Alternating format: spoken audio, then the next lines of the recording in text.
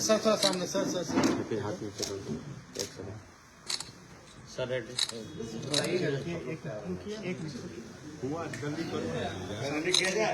हाँ सर शुरू किया जाए तहसील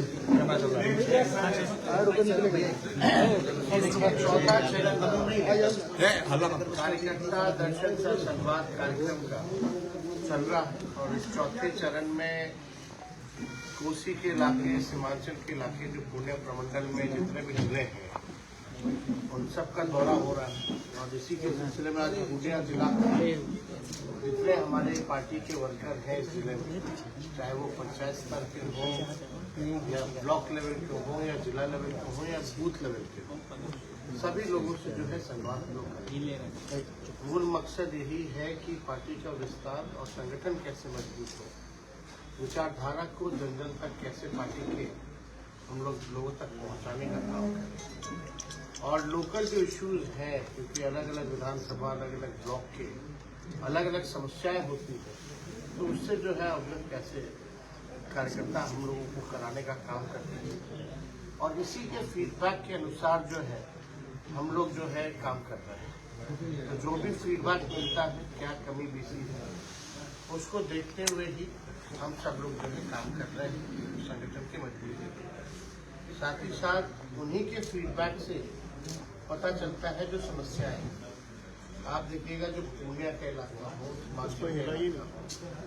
यहाँ गरीबी बहुत ज़्यादा है, पलायन बहुत ज़्यादा है, बेरोजगारी बहुत ज़्यादा है और खास तौर पे महंगाई की मार जो हमारी माताएं बहनें जो देती हैं, इसी फीडबैक के तहत उन्होंने घोषणा किया था कि माई बहन मान योजना हम लोग लाएंगे और सरकार बनने के 1 महीने के भीतर ही 2500 रुपए खाते में सीधे उनके जगह ये योजना की शुरुआत हम लोग करेंगे और इसी फीडबैक के अनुसार पता चला कि भाई बिजली बिल से, स्मार्ट मीटर से, लैंड सर्वे से सभी लोग जो है परेशान हैं। इसलिए हम लोगों ने बोला कि भाई लोग जानना भी चाहते हैं कि क्या विजन है, आपको मौका मिलेगा तो आप क्या कीजिएगा बिहार की जनता की और जो अंतिम पैदान पे जो गरीब खड़ा है उसको आप धारा में कैसे लेंगे, क्योंकि आज का दौर सामाजिक न्याय के साथ साथ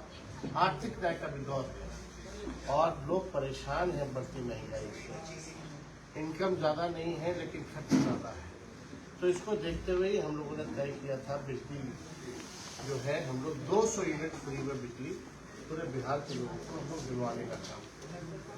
साथ ही साथ वृद्धा पेंशन हो या सामाजिक सुरक्षा पेंशन, चाहे दिव्यांग भाइयों का हो, बहनों का हो, चाहे जो विधवा औरतें हैं उनका आप देखिएगा केवल 400 ही रुपए जो है पेंशन मिलता है, लेकिन वृद्ध लोग 400 मिलता है। तो हम लोगों ने इसी को देखते हुए तय किया कि इसको 400 से 1500 रुपए हम लोग करेंगे अगर हमारी सरकार बनेगी। और भी फीडबैक्स मिल रहे हैं और जैसे जैसे एक बार हम लोग पूरा बिहार घूम लेंगे तो उसके हिसाब से जो हमारा जो होगा, क्या रोड मैप है, क्या ब्लूप्रिंट है, वो बिहार के लोगों से आप लोगों से हम लोग साझा करें। लेकिन मौजूदा जो डबल इंजन की सरकार है, लोग इससे त्रस्त हो चुके हैं। माननीय मुख्यमंत्री जी थक चुके हैं, बिहार संभल नहीं रहा है और मुख्यमंत्री थके हुए और रिटायर्ड अधिकारी के हवाले बिहार जो है आते रहते। कहीं भी आप देख लीजिए कोई काम नहीं हो रहा, चाहे लॉ एंड ऑर्डर की स्थिति देखिएगा तो क्रिमिनल डिसऑर्डर हो चुका है। इंफ्रास्ट्रक्चर की बात करें तो फ्रैक्चर हो चुका है इंफ्रास्ट्रक्चर का, पुल पुलिये जो है लगातार गिरते जा रहे हैं, बांध जो है चूहा खा जाता है। पिछले बार ही जो बाढ़ आई इसमें जो है कोई योगदान केंद्र सरकार नहीं। नरेंद्र मोदी जी या हम लोगों को वादा किया था कि बिहार को विशेष राज्य का दर्जा देगा, एक बार नहीं 3 बार बनने पड़ा। अब तक वो वादा जो है पूरा होने नहीं किया। चाहे चीनी मिल खोलने की बात हो, अब तक जो है प्रधानमंत्री जी ने कोई भी मिल खुलवाया नहीं। बिहार को ना स्पेशल पैकेज मिला।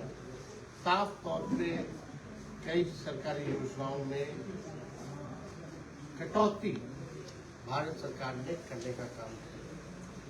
बिहार के ही वोट के दम पर वो प्रधानमंत्री कई बार बने, 3 बार बने, लेकिन बिहार को हिस्से में कुछ नहीं। हम लोगों की पुरानी मांग रही थी बिहार को विशेष राष्ट्र मंजूरी देने की। आदरणीय मुख्यमंत्री जी भी इस बात को चाहते थे कि मिले, लेकिन अब क्यों खामोश, अब क्यों मौन? अब माननीय मुख्यमंत्री अगर, क्योंकि उन्हीं की बदौलत जो है देश में राज चल रहा है मोदी जी का, अगर वो समर्थन देंगे तो नहीं चलेगा। लेकिन आज स्थिति में भी अगर वो बिहार को विशेष राज्य का दर्जा नहीं दिला पाते तो इसका क्या फायदा? 20 साल से ये मुख्यमंत्री है, इनके पास कोई नया रोडमैप नहीं है। इस लकीर को हमने खींचा था 5 लाख नौकरी देने का, उस समय यह संभव कहते 3 लाख नौकरी हमने प्रक्रियाधीन कराई, आज उसी की बात कर रहे हैं। आप देखिएगा कि वो आप कहते हैं 20 लाख, अरे 20 लाख तो दूर की बात है, आपके बस की बात नहीं है। आप पहले असंभव कहते थे, हमने संभव करके दिखाया।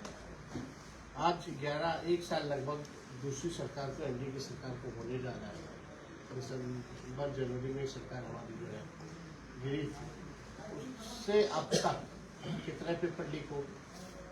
तेजस्वी के आने से पहले पेपर लीक, तेजस्वी के जाने के बाद पेपर लीक। एक नौकरी बता दो दिया गया, परीक्षाएं रद्द करनी पड़ रही है, छात्रों को जो है डीएम साहब थपड़िया रहे हैं। यही लाठी जूतों की सरकार रहेगी। कोई अपने हक अधिकार के लिए लड़े तो उस पर डंडे बरसाए जा रहे। कोई भी क्षेत्र देख लीजिए, किसान जो है परेशान है, अभी भी उसको सही मूल्य नहीं मिल रहा। जो एमएसपी जो 2 फसलों पर बिहार में मिलता है, 1800 रुपये मिनिमम जो है मिलना चाहिए, वो नहीं मिल पाता। खाद की समस्या है।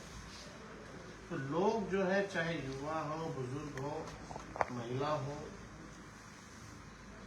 नौजवान हो, सभी लोग जो है मौजूदा सरकार से परेशान हैं। जो मुख्यमंत्री स्कूल का टाइम नहीं बदलवा सकता, विधानसभा में खड़ा होकर के मुख्यमंत्री कहते हैं कि हम बदल देंगे, और अधिकारी उनकी बात नहीं सुनते, तो आप समझ रहे कि कितने कमजोर मुख्यमंत्री हो चुके हैं। अब इनके बस की कोई बात नहीं। बड़े से बड़े मुद्दे होते हैं तो चुप्पी साधनी होती है। आप बताइए, इतने बड़े से बड़े इश्यूज हैं, लेकिन अभी जो सत्र विधानसभा में चला, दोनों सदनों में, विधानसभा हो या विधान परिषद हो, दोनों में चुप्पी, एक शब्द भी मुख्यमंत्री नहीं। ये इतिहास में पहली बार हुआ है बिहार के, या हमको लगता है देश के किसी भी विधानसभा में, जहां मुख्यमंत्री सत्र के दौरान एक शब्द भी नहीं बोला। अब मौन है या उनको बोलने नहीं दिया जाता है, अब ये तो वही बात बताएंगे। लेकिन माननीय मुख्यमंत्री जी सलवार के निकलना, आज हमने भी सवाल पूछे हैं माननीय मुख्यमंत्री जी से। आप बताइए, अपने मालिकों से बात करने के लिए, अपनी जनता से बात करने के लिए उनको 2 अरब 25 करोड़ 78 लाख रुपए खर्च करने पड़ते। एक तरफ कह रहे हैं कि गरीब राज, एक तरफ हमसे सवाल पूछे जाते हैं कि माई बहन योजना का पैसा कहाँ से आएगा। तो ये ना बताओ भाई कि 2 अरब 25 करोड़ 18 लाख 15 दिन के लिए आप खर्च कीजिए केवल जनता से संवाद करने के लिए, और 20 सालों तक आप निकले हैं कोई भी यात्रा में, कौन से काम का समाधान आपने किया है? जनता दरबार लगाया, आप लोग भी लाइव देखते होंगे, पटना में जो लगता होगा, एक ही व्यक्ति 5 बार आया, लेकिन उसका समस्या का समाधान नहीं हो पाया। तो क्या उम्मीद है की जा सकती? वहाँ तो पिक एंड चूज लोग आएंगे, बंद कमरे में बात करेंगे, अपना निकल जाएंगे। उसके लिए आपको 2 अरब चाहिए पैसा, 25 करोड़ 78 लाख। तो इसका हिसाब तो पूरी तरीके से ये समझ में आता है कि ये अधिकारियों की लूट की छूट की यात्रा है। थाना ब्लॉक भ्रष्टाचार से लोग जो है परेशान हैं, और भी कई ऐसे मुद्दे हैं जिनको हम लोग जो है समय समय पर उठाते हैं। यूपीएससी को भी लेकर के जो छात्र जो है भी आंदोलन पे है। एक सेंटर का जो है रद्द किया गया है। उनकी मांग जो है कि सभी सेंटर का जो है परीक्षा को रद्द करना चाहिए, और हमको लगता है ये जायज मांग भी है, क्योंकि देखा जाए तो नॉर्मलाइजेशन के खिलाफ ये आंदोलन हुआ था। अब एक सेंटर का आपने खत्म कर दिया, एक सेंटर का चालू रखा, तो ये ऑटोमेटिकली एक तरह का नॉर्मलाइजेशन ही है। जिन छात्रों ने ये कहा कि उन्हें पेपर जो है 1 घंटे 2 घंटे लेट हो क्वेश्चन के, तो उनके साथ अन्याय है, उनके भविष्य के साथ खिलवाड़। समय निकल जाएगा तो उनका मन निकल रहा है, फिर मौका उनको नहीं मिलेगा। हमने तो ये भी कहा था सर्वर जो डाउन था 2 दिन 3 दिन, इसमें छात्रों की तो गलती नहीं थी, उनको एक मौका मिलना चाहिए था। लाखों अभ्यर्थी थे, लेकिन सरकार ने इस बात को अनसुना किया। नॉर्मलाइजेशन की जहाँ तक बात की, तो आप 10 दिन तक क्या कर रहे थे? आपने स्पष्टीकरण क्यों नहीं दिया, स्टैंड क्यों नहीं दिया कि ऐसी कोई बात नहीं है? आंदोलन हुआ, आपने लाठी बरसाए, डीएम ने थप्पड़ मारा, फिर शाम में आप कहते हैं कि नॉर्मलाइजेशन अब हुआ था। तो ये सरासर अन्याय हो रहा है, और पता नहीं मुख्यमंत्री जी होश में है कि नहीं है, कहाँ है। आप शुरुआत के लिए निकल रहे हैं, आप इनसे नहीं मिल सकते। आंदोलन जो कर रहे हैं, क्या उनके डेलीगेट से नहीं मिल सकते? मुख्यमंत्री तो छोड़ो, अधिकारी भी नहीं मिलते, न मंत्री को इनका मिलता। भाजपा के 2 मुख्यमंत्री कहे ना, खाली कुर्सी पर बैठने के लिए, बंगला लेने के लिए और सिक्योरिटी लेने के लिए है। जनता के समस्या का समाधान करने के लिए नहीं है क्या? एक नहीं 2 डिप्टी सीएम क्यों नहीं जाके मिल रहे? क्यों अन्याय हो रहा है? पेपर लीक हो रहा है तो जिम्मेवार कौन है भाई? जिम्मेवारी कौन लेगा इसकी? किस पे कार्रवाई हुई है? किसी पे कार्रवाई नहीं। एक अधिकारी का नाम बताओ। और जितने पेपर लीक होते हैं, एक ही जिले का तार की जुड़ा रहता है। अब तक जितने पेपर लीक हुए आप देख लीजिए, लेकिन कोई कार्रवाई नहीं की जाती। तो बिहार जो है, बिहार की सरकार नहीं रहेगी तो इनका अस्तित्व नहीं रहेगा। जनता के प्रति ये उत्तरदायी नहीं है। इनको बस अपने गद्दी पे बैठना है, राज करना है, भोग लगाना है, और कोई मतलब नहीं। बिहार के विकास को लेकर के ये चिंतित नहीं है, ना ही इनके पास कोई रास्ता है, ब्लूप्रिंट है, विजन है बिहार को आगे ले जाने का। और कोई सवाल? हाँ, सवाल है सर। दो सवाल है मेरा सर। एक तो माई बहन मान योजना जो आप लेके आ रहे हैं, तो इसके आप मैनिफेस्टो में लेके आ रहे हैं कि 2025 में अगर सरकार आती है तो इसको आप लागू करेंगे, तो ये किसके लिए होगा? इसमें कुछ आप बनाए हैं कि बीपीएल है, बीपीएल है? किस भाई साहब, जाति आधारित गणना हुई, उसमें लोगों की आर्थिक स्थिति का भी जो है पता चला। उसमें 94 लाख ऐसे परिवार हैं जो गरीबी रेखा के नीचे आते हैं, जिनका आय 6,000 रुपए से भी कम है। उन लोगों को होगा, जो जरूरतमंद महिला होंगी उनको दिया जाएगा। आरएसएस प्रमुख का एक बयान आया है, जो राम मंदिर बनने के बाद हिंदू मुस्लिम में दंगे ज्यादा हो रहे हैं और हिंदू नेता इस मुद्दा को उठा के नेतागिरी कर रहे हैं। क्या विज्ञान की बातें, इन लोगों का काम ही यही बातें करना। सर अमित, अरे कभी देश के प्रगति की बात करो, भाईचारे की बात करो, संविधान की बात करो, लोकतंत्र की बात करो, किसान से भी कभी बात कर लो। प्रमुख तो उसका सर विरोध किया है ना। अम्बेडकर जी को लेकर अमित शाह जी का जिस तरह से बयान आया पार्लियामेंट में, अम्बेडकर जी को लेकर जिस तरह से अमित शाह जी का बयान आया, उसके बाद संसद में भी हंगामा हो रहा है। और अगर बिहार के जो 2 डिप्टी सीएम हैं, उन्होंने लालू जी पर भी बयान दिया है, क्या कहेंगे? अरे जितना बयान देना, इन लोग को गाली देना, उनके सारे गाली को झेलने की ताकत हम लोग रखते हैं, और जितना गाली देंगे हमको उतना फायदा है। तेजस्वी जी, अभी भाजपा में तो कंपटीशन है ना, कि कौन बड़ा टीटीएम है, कौन ज्यादा से ज्यादा ताबड़तोड़ तेल मालिश कर सकता है। लोग लगे रहते हैं। राहुल गांधी जी एक उप मुख्यमंत्री कुछ बोलता है तो दूसरा पीछे ना छूट जाए तो वो कूद जाता है, वो कूद जाता है तो प्रदेश अध्यक्ष कूद जाता है, नहीं तो केंद्र मंत्री कूद जाता है। अभी भाजपा में तो यही चल रहा है। बीजेपी द्वारा अभी राहुल गांधी पे एफआईआर किया गया है और कांग्रेस भी बीजेपी पे एफआईआर की है धक्का मुक्की को मामले को लेकर। क्या कहेंगे? इस बेकार की बात है, बेकार का एफआईआर। आप भी जान रहे हैं बाबा साहब के अम्बेडकर को जिस तरह से अपमानित अमित शाह ने किया, उसको इस इशू को डाइवर्ट करने का एक षड्यंत्र है।